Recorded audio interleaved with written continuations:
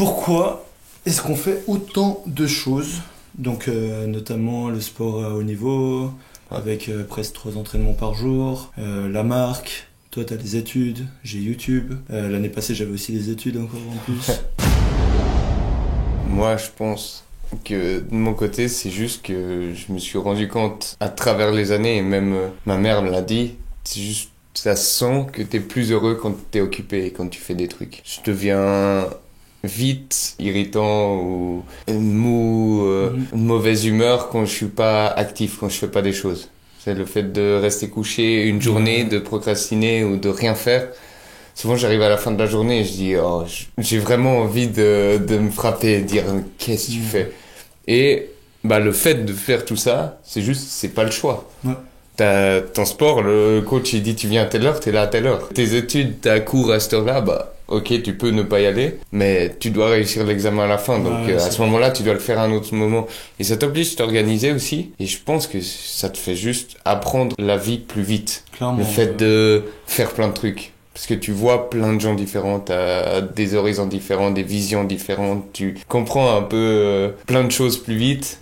Et ouais, bah moi je pense que c'est vraiment, je me réalise beaucoup plus en faisant plus de choses. C'est un des points de réponse que j'ai aussi, c'est que moi ça impacte clairement mon bonheur, mec. Ouais. Genre littéralement, je sais qu'après une journée où j'ai charbonné de fou et que j'ai vraiment bien avancé, c'est le seul moyen que je sois un petit peu satisfait de moi à la fin de la journée, étant donné que je suis difficilement satisfait de moi déjà, de base, c'est un autre problème. Tu sais que d'ailleurs par rapport à ça, je te parlais des siestes l'autre fois, et genre l'après-midi avant, donc là en fait pour se donner une idée du coup, on a 2 entraînements le matin et un entraînement le soir qui dure à peu près 2-3 heures aussi, et du coup en tout ça fait presque 4 heures de volley tous les jours, 3 heures de volley et 1 heure de musculation, donc ça fait beaucoup. Et en fait avant, je dormais pas forcément beaucoup la nuit parce que j'avais pas mal de troubles du sommeil, etc. Et en fait, du coup, je faisais une sieste de 1h30 l'après-midi. Et je me suis rendu compte, mec, que j'étais tellement vénère à la fin de ma journée d'avoir dormi pendant 1h30 l'après-midi au lieu de travailler, mec, que et c'était un service parce que surtout que la nuit t'es comme ça. Du coup la nuit tu bosses pas mais t'es réveillé. Voilà, c'est ça, c'est encore pire. Du coup il y avait vraiment rien qui allait, et du coup en fait en étant frustré parce que j'ai pas forcément bien travaillé l'après-midi, je m'entraînais comme une merde en plus parce que j'avais de la frustration, parce que j'étais pas bien, parce que voilà j'avais tu penses à autre chose, tu pensais à tes trucs que t'as pas fait, y a rien de pire, tu vois. Et du coup, genre maintenant j'ai un peu changé, et littéralement, bon je dors pas beaucoup plus parce que ça c'est encore un autre problème, mais je dors quand même mieux. Et l'après-midi, vraiment, je dors plus. Et l'après-midi, mec, je te jure, je mets mon téléphone pas sur off parce que je travaille beaucoup avec, et vu que maintenant on gère quand même pas mal de monde, c'est impossible de pas avoir son téléphone, mais j'essaie de le mettre pendant, tu sais, genre toutes les 30 minutes je vais le checker pour voir si, parce que les gens ils avancent pas en fait des fois si j'ai pas une confirmation, un truc comme ça, du coup je suis obligé de l'avoir. Mais bref, j'essaie de vraiment de le mettre de côté le plus possible, gros. Je me lance dans un truc, genre une tâche, et je la démonte, mec. Ouais, c'est ça. Et je te jure, genre je mets tout ce que j'ai, et je sais que si je le fais pas, je serai déçu de moi et je serai pas content et je serai pas heureux. Et vraiment, mais c'est une de mes motivations à travailler comme un niqué aussi. C'est juste que c'est le seul moyen pour moi d'être bien, tu sais. Ouais. En fait, c'est même pas, tu sais. En fait, je me suis posé une question. Je me suis dit, mais c'est quoi toi qui te rend heureux dans la vie? Qu'est-ce qui impacte du coup ton bonheur? Parce qu'à un moment donné, c'est important, tu vois. Et moi, notamment, je me suis rendu compte que de bien travailler sur un truc et d'avancer, tout simplement, c'est ma source principale de bonheur.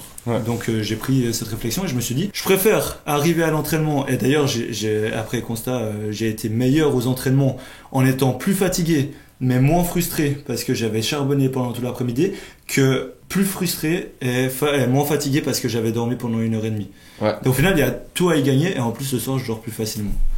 Donc tu vois, c'est clair. Pour moi c'est principalement ça. Et bon, après ça a été prouvé même scientifiquement que quand le cerveau il est actif, de manière générale, ça. Bah, tu sais, j'en avais parlé dans la vidéo sur la règle des 5 secondes, là, avec le cortex préfrontal là, qui apprend, et quand tu apprends des choses, bah, forcément ça te stimule. Et que si tu n'apprends pas, ben, ton cerveau il est. Moins stimulé, Voilà, tout c'est simplement. ça. Ouais. Tout simplement. Ouais, non, après, moi, je suis pas autant extrême. Enfin, lui, il faut savoir que c'est charbon tout le temps.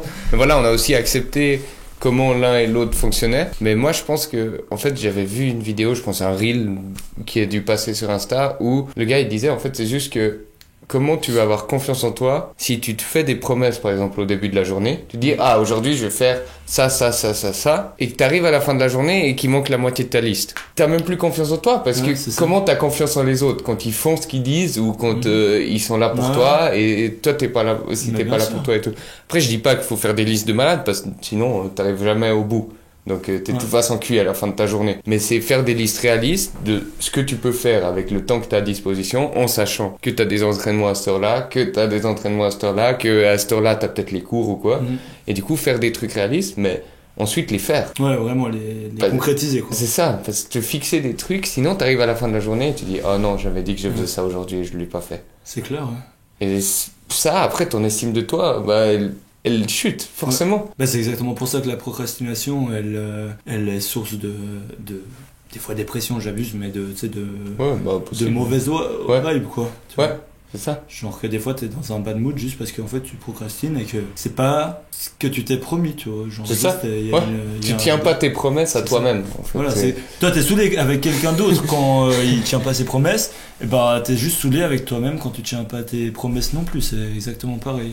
Le raisonnement. Il faut juste faire gaffe aux promesses qu'on se fait parce que parfois mais il faut faire en sorte que ce soit des trucs réalisables, mais après une fois que c'est réalisable, que tu sais que tu peux le faire, tu as tout dans les mains pour le faire, c'est sûr que si tu te sens mal à la fin de la journée, c'est souvent que tu te rends compte que tu aurais pu le faire. Sûr, c'est clair. Mais que à ce moment-là, je sais pas, tu as passé 2 heures sur Insta, pas pour travailler, du coup 2 heures sur Insta à scroller un truc, ensuite je sais pas, t'es allé te coucher dans ton lit et t'as dit vas-y je commence à bosser, mais t'as mis 45 minutes à t'y mettre, un truc comme ça, et c'est clair que le téléphone, pour la procrastination et tout, c'est la folie.